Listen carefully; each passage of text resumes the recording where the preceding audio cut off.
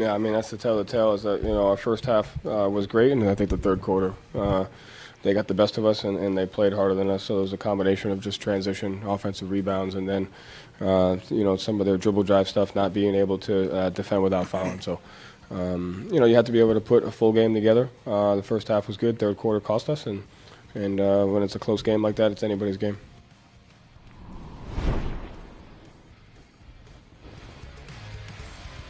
That's it. Final. Final. 105-103. Should say home embarrassment against the Utah Jazz. No.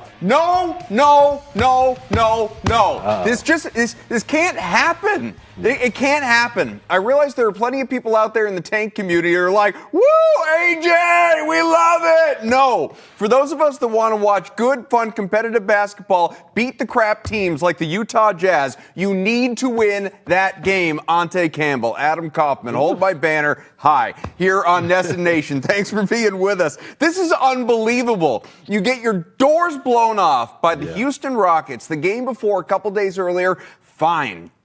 Houston's a championship contender. We knew that was going to happen. That was an easy one. Hope you bet on it. But against Utah, coming into town, when you're home, you're rested. Your starters barely played. I don't think Jaylen Brown played 20 minutes in that game against Houston. Joe raised the white flag out there. All the starters sat down for the fourth quarter with Utah coming into town. And at that point, you're just supposed to roll the balls out and take care of business against a crap team, one of the worst teams in the NBA that got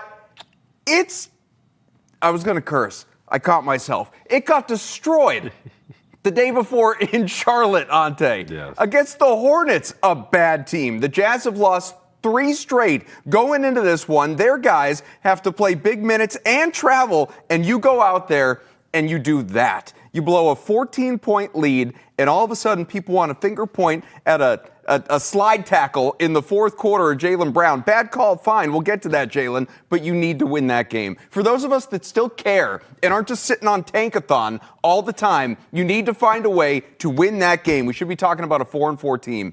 All right, let me just climb off the soapbox. All right, I feel exactly how you feel. I actually watched this game 3 times since it happened last night. You hate yourself? Well, I just have to figure it out. I feel like a coach in this moment where I'm like, I have to figure out why this team decides that they don't want to play with energy every single night. They don't have the talent. We talked about that all summer. The talent was gone. It's gone. They lost 5 meaningful players this summer. Meaningful players this summer. So you sit there and you say, okay, if we don't have talent, then guys like Josh might not got to play hard. That's what he does. He does that every night. So if he can do that, why can't Derek White do that? Why can't Payton Pritchard do that on both ends every night? Why can't Anthony Simons do that on both ends every night? Why can't Neemias Queta do that on both ends every night? You start asking those questions, and I have to watch every possession to see, okay, is it Joe? Is it the players? Is it both? Is it somebody saying, hey, we shouldn't win? Do we got Joe Tsai in the building telling the Celtics the same thing that he's telling the Nets? Hey, we got a good draft pick. We on our own draft pick. Let's go get a good one. Is that what we're talking about right now? The issue that I have, and I'll get to we'll really break down this game because I really have some moments that I need to talk about. Sure. The biggest issue that I have walking away from this game, the effort, whatever, Celtics, it's one game. It's 3-5. It's still early, right? I banged the drum in the 2024 draft saying, give me Kyle Filipkowski. He's from Duke. He's the big that you need. You know you're going to lose KP probably soon. You know you might lose Al Horford probably soon. You need a big who can come in there and knock down a 3, be physical, get a rebound, young, athletic, played at Duke, winning culture, all that other stuff. Celtics kind of guy. I don't know about the off-the-court stuff. They did their research. Maybe they didn't agree with that. But instead, you give me Baylor Shireman. He gives me a donut in this game while I watch Kyle Filipkowski get 13 and 8, knock down 2 threes, and they're playing a 3-big lineup. And who's finishing the game? Flip. Who's not finishing the game? Baylor Shireman. 25 years old, mind you. Filipkowski, 20. We could have that. But instead, we're dealing with Neemias Queta being soft on the glass at the end of the game. thank you. I'm a veteran, Nurkic. Nobody wanted me in the league besides the Utah Jazz. But I'm a vet, so I'm going to just go in there and push you in the back a little bit, do a little swim move. Thank you. Hook shot, game. Absolutely deplorable. Out-rebounded in this game. What was the final? 55-36, 15-10 offensive on this one. Without Walker Kessler, all right? Like, without their best rebounder, you get punked by 20 on the glass, especially, like, none more glaring and annoying than the one that you're talking about at the very end with a little just honestly effortless putback by Nurk at the buzzer, 0.6 on the clock. Final, as we saw on the tweet. Like, all it takes, easy for us to sit here, is especially easy for me to sit here. At least you played ball you played college ball. You played at a reasonably high level. That I realize, like, neither of us were in the NBA. Right. But I know enough to listen to the coach who said sometimes you just got to wake up and choose to rebound.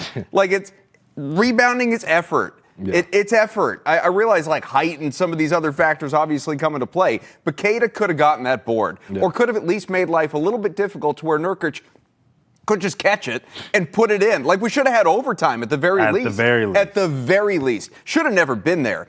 And I'm not talking, you know what, before we make fun of the guy, because he did play well, let's hear from Jaylen Brown, who was upset about, getting tripped on the floor when, admittedly, bad call, but you'll hear from him. Let's get his feedback first. Tripped or were tripped, and how much did that frustrate you the rest of that way? Man, y'all gonna give me fines because you can't have a mistake like that as an official at that point in the game.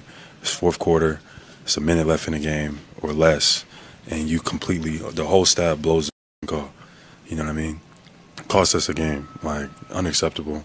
You can make mistakes at any point of the game, but right there, that wasn't good. That wasn't good. That's unacceptable.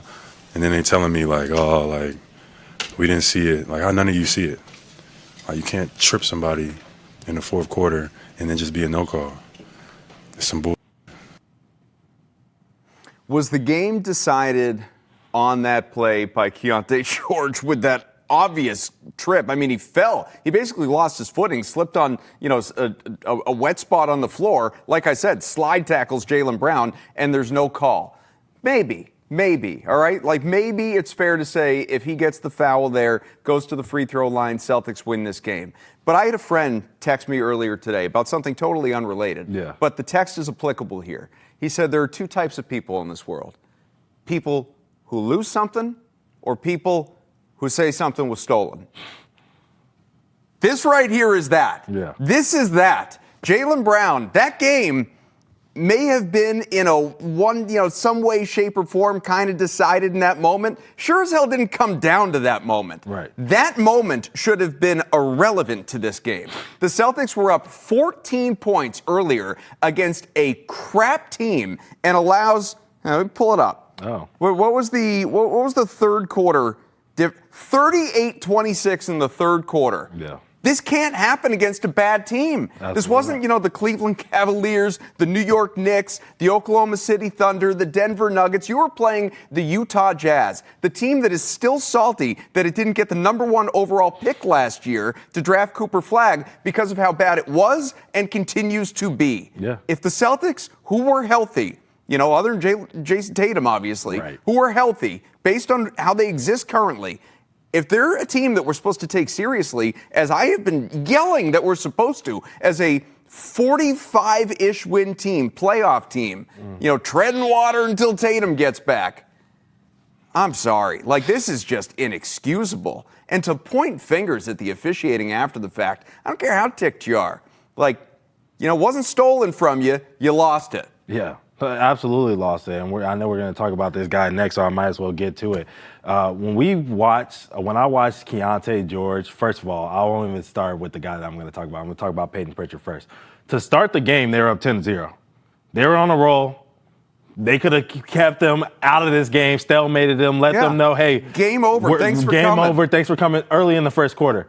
And Keyonte George walks the ball towards the middle of the floor and hits one crossover and gets straight to the rim on Payton Pritchard. This is your starting point guard, by the way. This is the guy you want to start at point guard, by the way.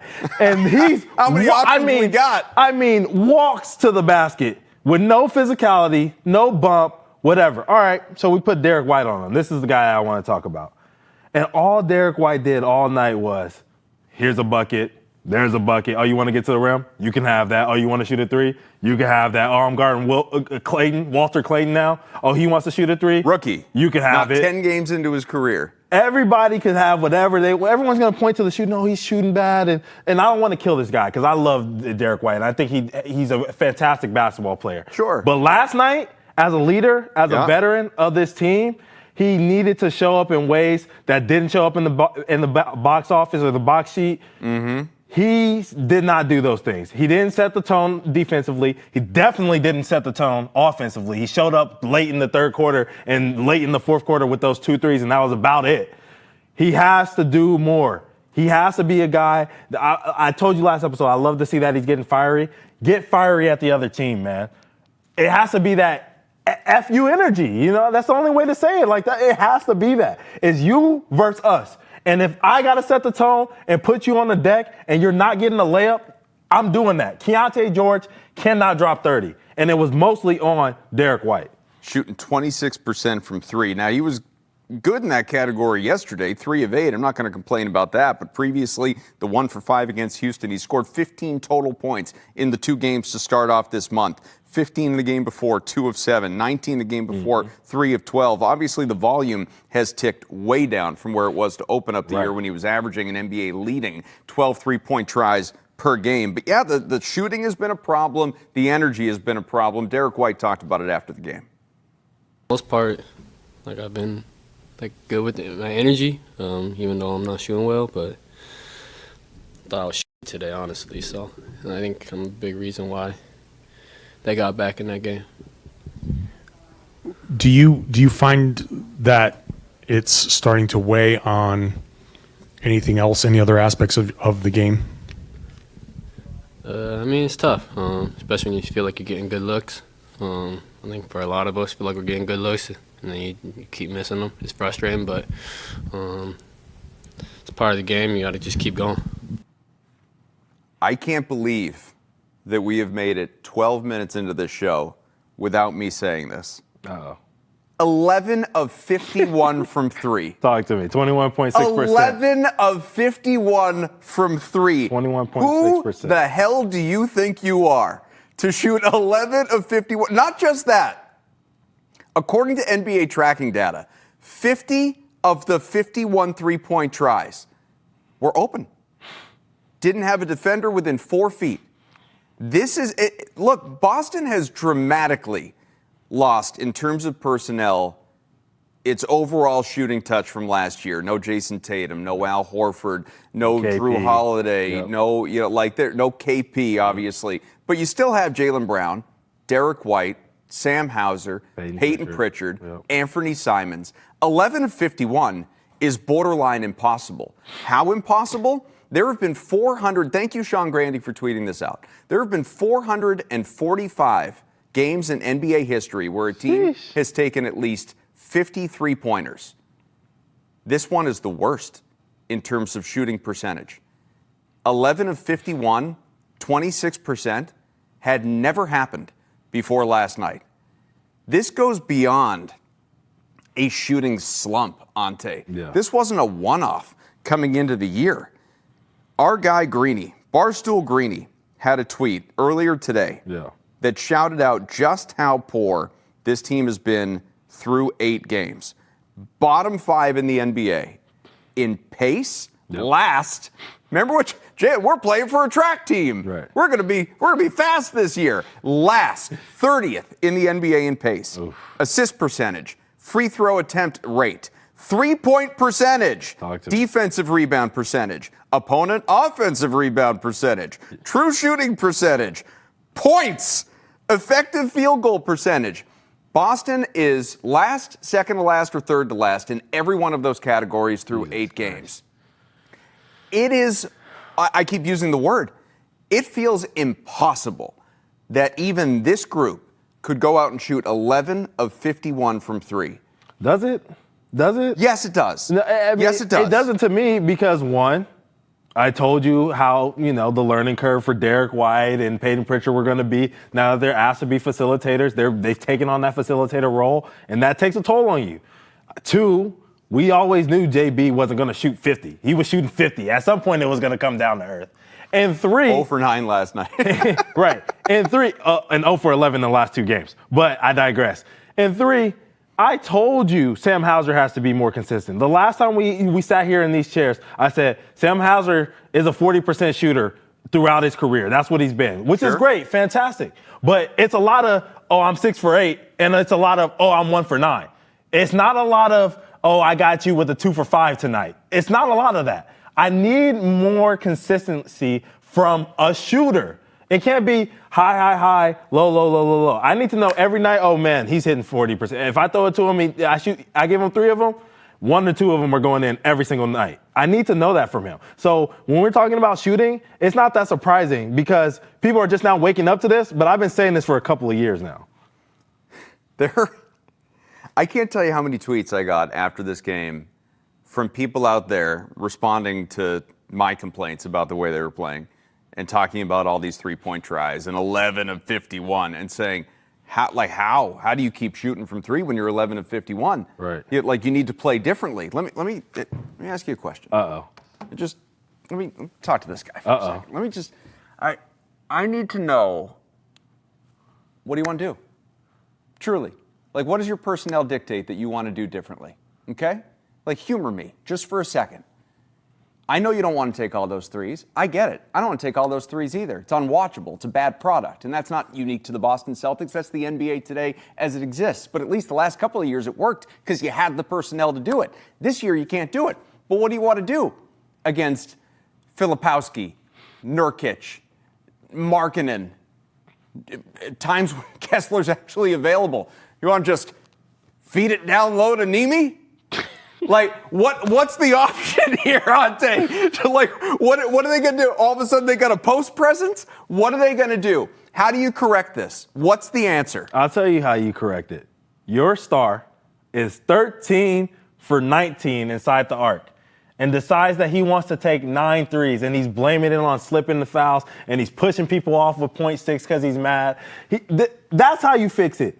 You do what they did. You know what, Keon? Let me tell you this. It's crazy. Now, we're asking that I'm learning basketball or helping the Celtics learn basketball through a kid who's 22, 21. How old is this kid?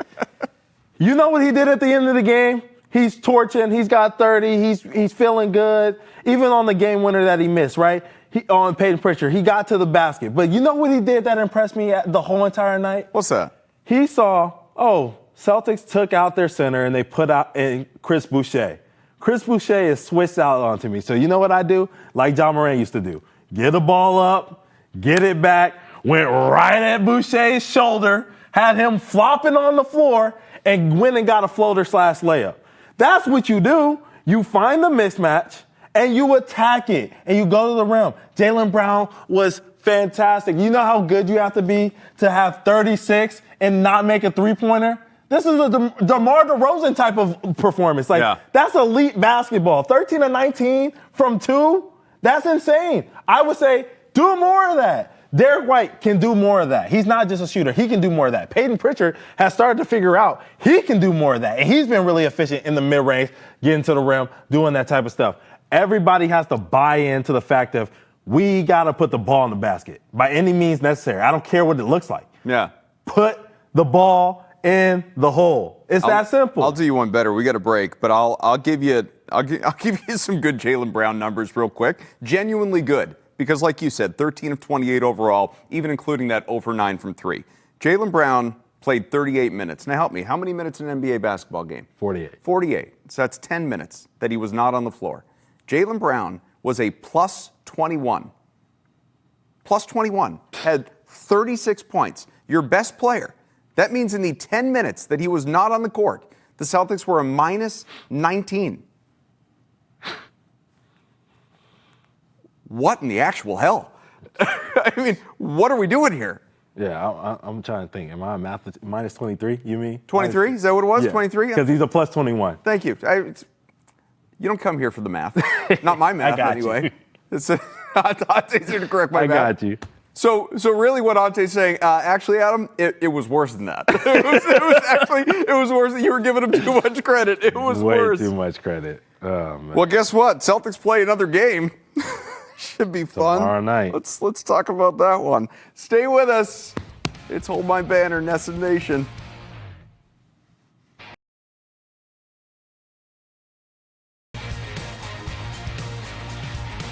Wizards Muse on Twitter. 5 straight losses. If you don't know that guy in the video, Celtics fans, you're going to get to know him over the course of the year. That's for damn sure. The local kid, AJ, the BYU stud who watched his debut last night, Dybantsa. We're going to talk about him a little bit later on, obviously. Have to react to that and maybe pull up the Tankathon standings. But Celtics will take on the Wizards coming up here. This is tomorrow, so waste no time. It's going to be at home too, where the Celtics are dominant. 1-3 on the season at the Garden to this point. The important thing though is the Celtics beat the bad teams, right? 1-6, Washington, right, Utah? Right. Washington is 1-6. 1-6. 5 straight defeats is noted there. Yeah. They are getting outscored by an average of just about 15 points per game. Yep. This team is young. It's terrible. Mm-hmm. Certainly doesn't have the star power that the Celtics have. I presume most everyone's going to be available for Boston. It's not like we've got ourselves this... someone will pop up on the injury report as questionable, that type of thing. But ultimately, Brown, White, Pritchard, whoever, I bet they'll be out there. Yeah. I just don't... If this were the Utah game, let's just flip the two teams. Yep. Let's just say this was the game following the Houston game, where you're home and you just got embarrassed and your guys are rested and you got a 2-day break and a team traveling in to face you. I would be sitting here and saying, Boston rolls. Yeah. No problem. This is not going to be tough. This Utah game has messed with me. It's broke you, Adam. It hasn't broken me. Okay. Here's what will break me. Oh. A loss to Washington. Yeah. This is where if the Celtics, and I don't need you to cover the number, whatever the spread is, just win. Right. If the Celtics don't beat Washington, we're going to show up here doing this show Thursday afternoon, and I will have flipped sides to this is a playoff team. Jason Tatum might be back. Maybe you're in the contender conversation. You can make a run. The East is wide open. 4 seed. If they lose to the Wizards, I'm going to be coming in wearing AJ's BYU jersey. You want to shake on that? This is where I am at right and now. And you're going to have to run to the store because from Wednesday night to the time we record on Thursday. Yeah, man. That's it could too be custom made. Right. Oh, my God. Look. Get his old Brockton High jersey or wherever he went. I'll do you one better. Yeah. The Wizards have lost 5 straight. Yeah. 4 of those 5 have been by 17 or more. Okay. If the Boston Celtics don't win this game by 10, I'm not talking about winning for the rest of the year. I won't. You're going to hate me. I don't care how much they win by. I will talk tank, draft picks. I'll be the most stubborn person you've ever sat next to in a chair. I'm talking AJ. I'm talking Darren Peterson. I don't care who they beat. They can beat the Thunder for all I care. I'm out if they don't win this game by 10, and I'll tell you why. Yeah. The reason I'll tell you why that if they don't win this game by 10, I'm out, is because of effort. That's the only reason. Once again, going back to that game, when I have to watch in the third quarter with 4 minutes left in the third quarter, you're down 1. This is how I told you I watched this game multiple times because I'm a freak like that. I'm crazy. I watched this game at the 4-minute mark in the third quarter. Keontae George comes off the ball screen with Kevin Love. So a really, really tough ball screen to get through. You know what I'm saying? Is he tough. 38 by now? Super tough ball screen to get through, by the way. He comes off that ball screen, and Derek White just concedes. Oh, you want it with 19 seconds left? Also on Lucky's cane on the logo? Fine. You can go one-on-one with Cato. We know he can't slide his feet. Everyone's been talking about how he's a drop coverage big for his entire career. But we're going to concede that with 19 seconds on the clock. And you know what? Because I don't care and because I'm soft and because I'm lazy today, you can have the layup. Let's lose the game. So, mind you, if they don't come out with the energy that says, I want to win, like I said before, F you energy, and they don't, then they won't win this game by more than 10. If they come out with that energy, it will be by more than 10 easily, because guess what? This team knows who they are. They're ready to lay down. But you got to show them that you are the Boston Celtics. You do have the history. You are this great team. You are a 4 seed. You will be good when Jason Tatum comes back. But they are already thinking that. You got to make sure they know it. You want to know why I'm worried going into this game? Why? Who just tooled all over the Celtics in the last game? We've said his name 15 times already. Keontae George. Keontae George. You know who the Wizards' leading scorer is? Keyshawn George. Just another George. Just another K. George. Just another K. George coming into the Garden to take your lunch money. Well, okay. To be fair, though, like for Not real, related like for anyone. really, honestly, truthfully, like this team that they're playing with the Wizards is bad, and they have the deficiencies of a team that should be beaten by the Boston Celtics. They're horrible on the glass, absolutely horrible. Like, to give respect to the Utah Jazz, playing Lauri Markkanen at the 3, like, that's a big squad. You know what I'm saying? The Wizards are not that. They struggle on the glass. They struggle in third quarters. So that's why I say, if you get out early and you show them that you're dominant and that you're good and that you're fast and that you're strong and that you're athletic and you have these great qualities that we thought the Boston Celtics would have, then they will lay down in the third quarter for you. So this team, this should be an easy win. You and I said 4-4 because we thought the Jazz were going to be the easy win. We knew the Rockets were going to be the tough one, and we knew that the Boston Celtics could go out there and beat the 76ers. Philly was the game in question. You were right until Monday night. Yeah. We'll be right again tomorrow night when they play, and there should be no doubts about that. I think that this team still wants to win. And seeing the way that I haven't heard them curse like that. I mean, you got Derek White cursing on the podium. I haven't heard them curse like that in forever. Right. It's all those Sam Adams commercials. Fitting right in. In forever. You know what I'm saying? So hopefully this is the one. Like, sometimes getting a big win propels you to more. Getting a butt-kicking loss can also propel you to, like, take a look in the mirror and say, I'm not doing the things that I need to do to help this team, to be respectful to the Boston Celtics fans who are paying hundreds and thousands of dollars to come sit here and watch me.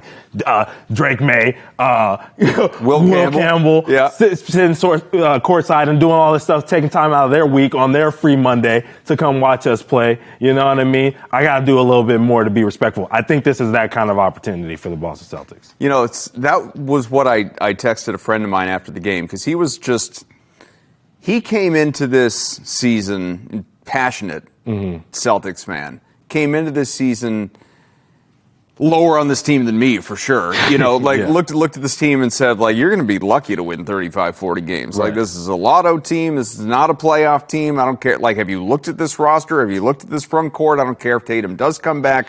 We should be fantasizing about the lottery very much. Not even in the, like, they should tank. It's like, this team is not good enough to be good. Right. Therefore, it's just going to naturally tank based on its talent. It's going to wind up near the bottom, not necessarily near the bottom of the NBA, but it's, you know, this might be a team that has the, you know, 7th, 8th, 9th, 10th worst record, whatever it is, just because this is how they've been made up and this is what the front office has built. And, you know, he says to me after that game, like, I kind of enjoyed that game, honestly. Like, went out, you know, played kind of hard, made a lot of dumb mistakes. All their deficiencies, as you brought up, were their Achilles heel, and they lose the game. And I was pissed. Of course. Just livid, because I'm like, there's nothing more that, like, any of us, right? It's not unique to me. Like, you hate having your time wasted. Right. And I felt like that game wasted my time. 100%. And maybe I need to recalibrate.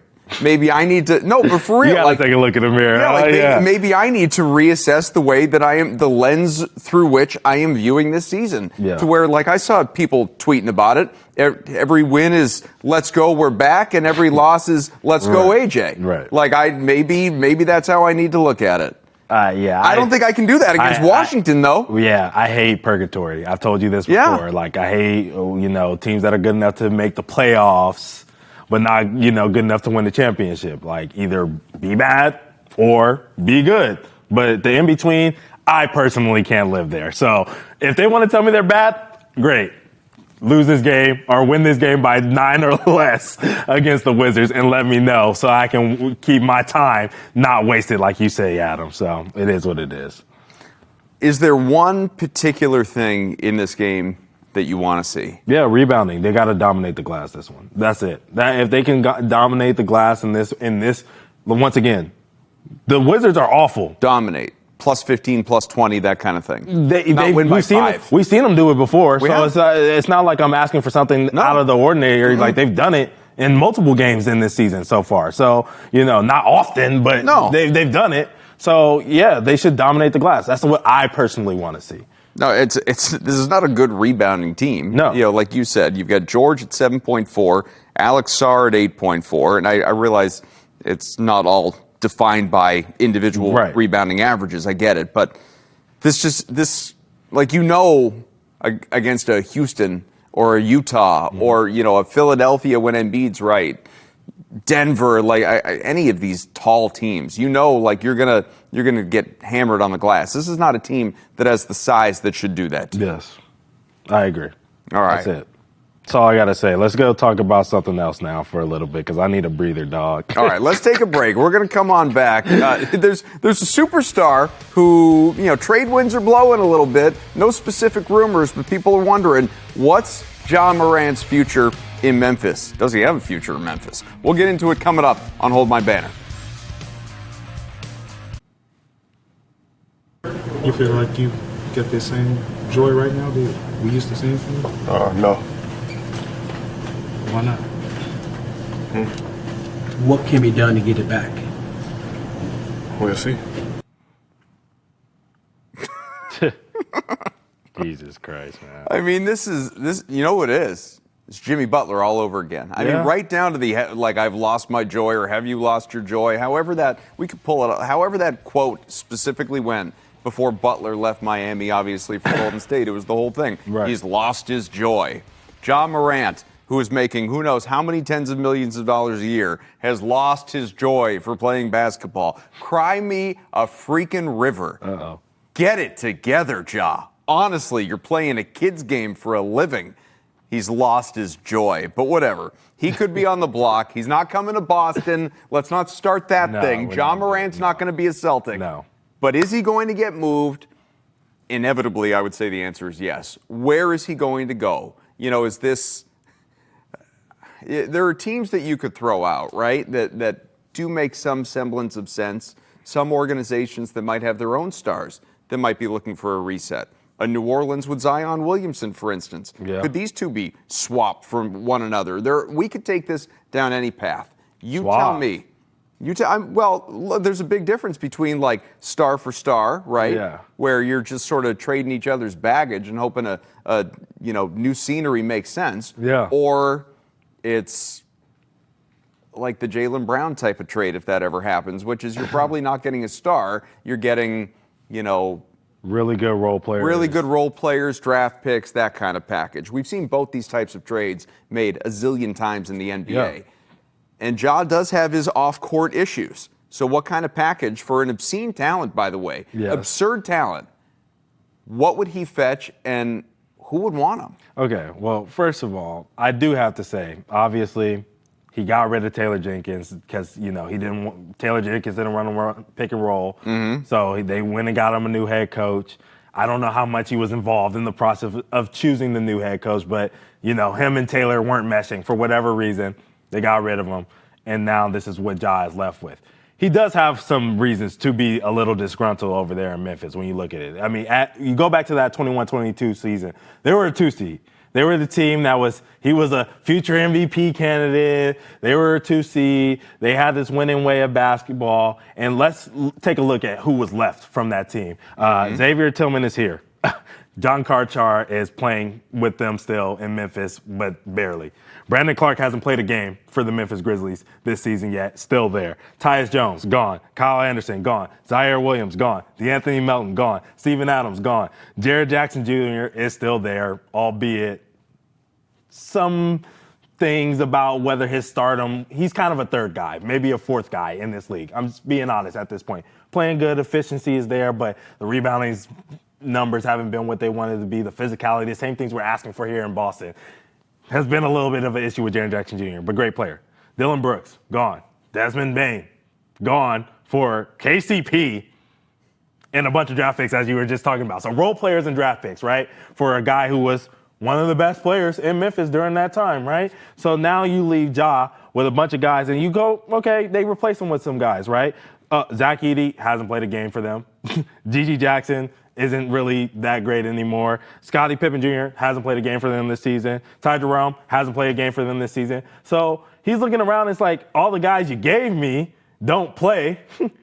And the guys you kicked out that were helping me win here, albeit individually, we're looking like, oh, is Desmond Bane really that good? Is Dylan Brooks really that good? But they had a team, they had culture, they had all this other stuff that they were building, and they didn't keep it together. We all sit here and say, oh, the Timberwolves team is built poorly and talent, and they should have this and that, and Julius Randle and the big Frenchman isn't gonna work together. And guess what? They just kept continuity, and they figured out a way to win with the group, their main core, right?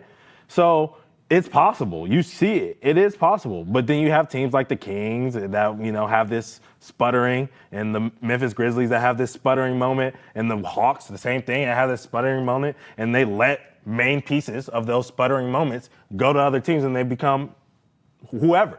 So I do want to say that, Josh tripping. He's tripping. But he has a reason to be tripping a little bit, because the Memphis Grizzlies have killed everything that was good about their team back in 21-22 when they were a 2 seed. Now, what teams would be best in this situation? I think Pelicans would be a good move for him and for the Pelicans, because the Pelicans are trash and they gave away their draft picks to go get a guy that they're not even playing right now, which is early, and he's a rookie, and you can bounce back from that. We see it with like Bryce Young getting benched last year in the NFL. I hate to put the cross-sport analogy, but like it happens in sports. You know what I'm saying? Where a guy doesn't get off to the greatest start his rookie year, that doesn't mean that he's not going to be a guy in the future. And Kobe wasn't the guy. Are we calling Bryce Young the guy? No, I'm just saying. Kobe wasn't the guy, Yeah. You know what I mean, his rookie year. Jimmy Butler was really nothing for the Chicago Bulls when he first got there, you know what I mean? Klay Thompson had but Jaylen Brown didn't have an impactful rookie year. Exactly. Jason Tatum, too. Right. So we see that happen. Jason Tatum dunked on LeBron in Game 7. So No, I guess I mean statistics. Yeah, I hear you. Obviously, as the season went on and guys got hurt, he took on a larger role. So, sure. the Pelicans are just not a very good basketball team right now, and they have no future really. So, I might as well take some of these guys that you have flash potential. Maybe it is a Derek Queen. I don't know, Who knows what Memphis wants to do? We all sat here in the summer and said that trade that they did was terrible and that the Orlando Magic were going to be so great because of it. And guess what? It looks like a lose-lose trade for both teams, honestly, right now as we're sitting here. So, I have no idea what the Memphis Grizzlies are willing to do. I also sit there and say another team that I have no idea what they would do, and they would just put a hodgepodge of talent together, the Kings. Why wouldn't they go get him? I mean, they just threw Westbrook. They need a point guard. Right. They just threw Westbrook at the fence at the last second, and that hasn't been working out. Schroeder. Right. This is your De'Aaron Fox replacement? This is what you're going to do? Yeah, so, why not, you know what I mean? Get rid of this You mentioned Minnesota Chicago before. Bulls. What about Minnesota? Minnesota, nah. You think that's working out there? No, With I don't. him and Ant? I don't think Ant wants that. I think Ant's hey, we're good over You here. don't want to share the team. I think he's just we're good over here. Why would you bring a point guard in that can't stretch the floor to play with a big that can't stretch the floor and, guys who get into the playoffs and struggle at stretching the floor with Ant and Julius Randle. So, no offense to Rudy Gobert. I don't know why I can't remember his name today, but the Frenchman, Rudy Gobert. So, I just don't think it works.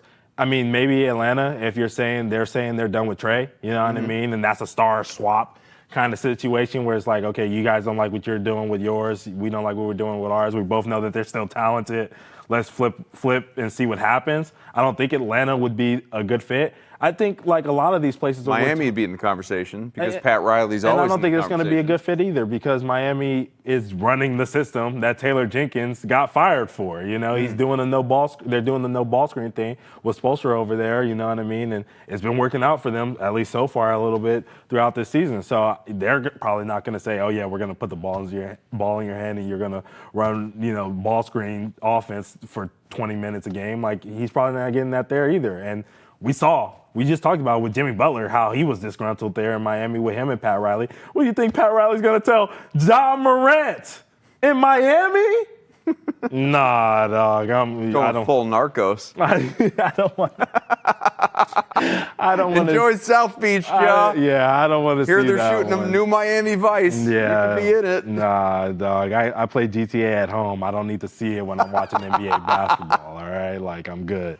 So I just think it's a situation where, like, Ja does have to figure it out there. Like, he has to take a step back and look in the mirror and say, like, yeah, like, that was bad. Like, how I dissected this Celtics game and got mad. Like, when I watched that game that he played that got him suspended, he really did lay down. Like, he's out there standing in the corner. He has switches on bigs, and he's not attacking them. He's just passing the ball to the other team, putting his hands on his shorts. Like, he was being a bad leader. You know what I mean? He might have a reason to. He might be upset with the coaching staff. They might have said something. I don't know. But, like, if I'm on your team and you're my leader and you're playing like that, it's like you're saying F me now. Like, right. So, because I'm trying to feed my family. You know what I mean? Like, I'm trying to win games here. I'm trying to do what I can. Like, some of his teammates are on contract years. Like, those years are important for them. You know what I mean? So, like, because you don't want to play because you're mad at the coach, like, now my family has to worry about if they're going to eat tomorrow. Like, not like that. But you know what I'm saying? Like, I get it. That's frustrating. You know what I'm saying? Especially if you're going out there and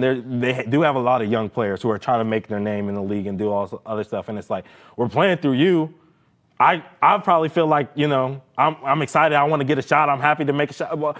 And, like, you don't even care? Like, well, then, like, I'm not going to pass you the ball one more. You know what I mean? Because it's like, oh, I got a good shot. You got a great shot. But, like, you don't care. So, like, why would I give it up to you? So now I'm taking my percentages because I don't want to make the right play. And I'm building up my, resume in the NBA as a ball hog or something like that because you're messing up the team chemistry. So he has to figure that out. And I hope he does, man, really, because he is a talented player in this league. Like, when he is right, he is a top 10 guy in this league. But it's hard to watch. It's hard to watch this, especially knowing where they were in 22, like I said. Just 26 years old. Well, Ja has, at least for now, lost his joy.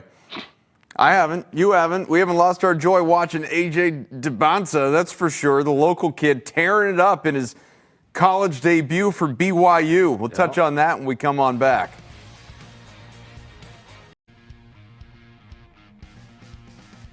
It's Hold My Banner on Nessa Nation. College basketball report. AJ Dybantsa, the local kid, his collegiate debut last night for BYU, who did not cover the number for me. That was disappointing. 21 points, 9 of 18 shooting, 6 rebounds, 3 assists. One of those on a nice alley-oop to start the game. No turnovers in a win over Villanova, which is obviously no slouch program. Ountae, there are going to be a lot of people as this season moves along, depending on how he does, depending obviously on how the Celtics do, that these two things are going to continue to get linked together day by day, game by game, all of it. Heck, I mean, people already on social media, it's the, whatever we want to call it, tank for AJ mindset. And there are other, as you noted, really good prospects, at least conceivably, that are going to be high up in this draft. It's not like he's this foregone conclusion number 1 overall pick, but he's going to be in the conversation. What stood out to you from his debut last night? Man, actually, a lot of the things that I'm yelling at the Celtics about, he gets downhill. He knows how to finish with both hands really well. He knows who he is as a finisher. Energy. Like that, when he's playing hard like he did in the game last night, I mean, he is the number 1 player in the country because he has the IQ to know when to facilitate and get his teammates the ball and when to choose himself already as an 18-year-old. So that's a skill that most like top guys don't have. Like they know me, but they don't know when, it's nice to just set up your teammates. So he already knows that. There's a couple of things that he still needs to work on. Obviously, he's a prospect. I think there's some things that he can work on when he gets going towards the baseline, having a couple of different counters to get out of that trap situation. As in college basketball, it's congested in the paint. So, you got that big waiting for you down there. So he can have a little couple more counter moves there, but I mean, he showed us a complete game. The free throws were a little bit of a worry for some, but I know he can make those and knock them down. Probably just a couple first game jitters for him, but he looked good. What do you think, just not in the NBA, but collegiately, because we know he's going to be one and done. It's just the way this works. Yep. Right now, like I'm pulling up Tank Thon's mock draft. Yeah. There are going to be a lot of mock drafts along the way. Right now, he checks in third behind Darren Peterson from Kansas at number 1, Cameron Boozer at number 2 for Duke, and then obviously you get to AJ BYU. Yeah. What do you think how much are these three, let's just say for the sake of argument they stay healthy. Mm-hmm.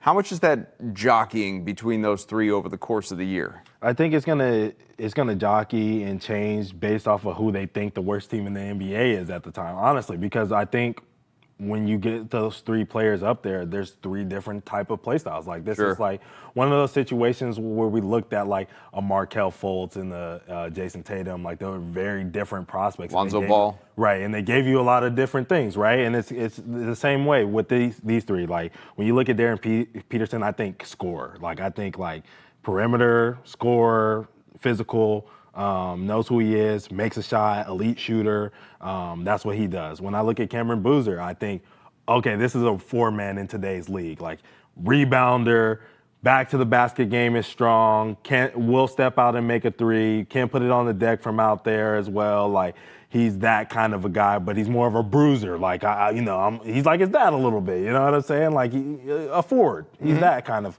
build.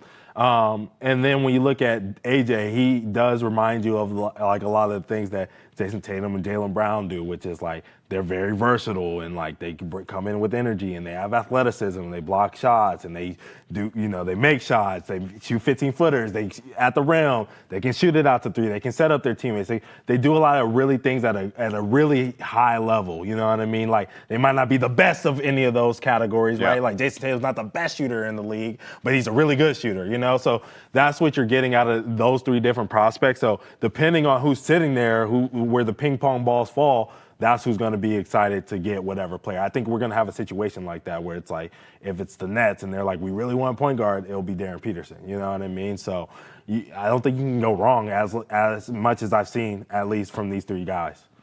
I think with AJ, I mean, obviously it's really fun to watch. You mentioned, comps in some way to Tatum, to Brown. Mm.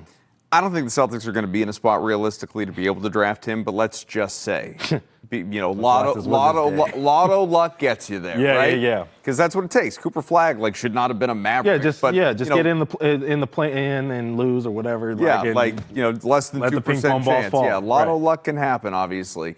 I don't even know that he wants to play here. Obviously, it seems obviously he's a fan. Right. And he's from here and all of that. But the local kids, you don't always fantasize about playing for the hometown team because that comes with a lot of stuff that you don't get playing elsewhere in terms of just off the court, and all of these things, everyone following you around. Distractions and all that other stuff. All that stuff. But how would he fit next to those guys if Brown's still here? Yeah, taking out the Boston or the Massachusetts component of it, like just basketball, I mean, man, I think Joe Mazzulla would be a great coach for him, honestly, to start out with. Just because I think Joe Mazzulla teaches a lot of guys about energy and effort, and while I harped on the fact that they didn't do those things or whatever, they are multimillionaires and they can do what they want.